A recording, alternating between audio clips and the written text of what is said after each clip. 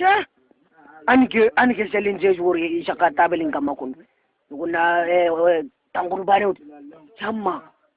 changu kate durumba nane alsha yamma ni jinin jox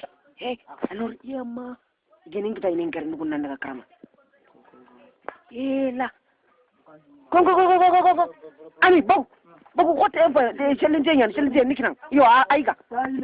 de ko ni ge ko tangiranga nakante challenge ngarin tabelin kama ngalew nakante a jangale ma nudi jagan duguna ngare yere me sigi ari ngalle me sigi ke antna ni birna ñu xore le ngani nge wara wuriyen ngalle me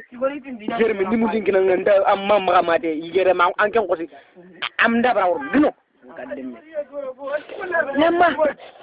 lamma ya allah nugu ngi duguta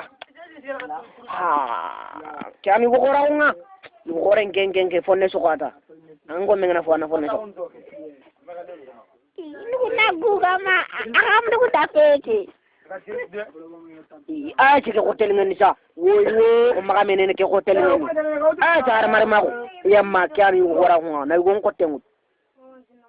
kanan daga minda ko teke kitana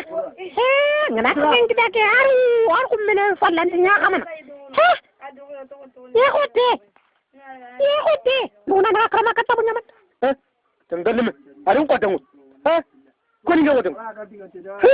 ngoto ngi kita mo yemma ni ken kata ngama ngita tan kerle andu non kay ke tangalle me ran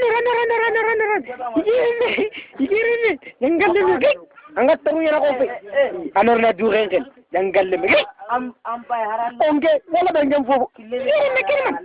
tangalle ma ngi mama ni na ko su akara nyin ko la tangalle ko no soko ku fatu wu yoro wurnu sa ni ko tempe na ma anar ga to anay lefinam yi non ko yani anjangal men den do ko no soko kun basar lo mu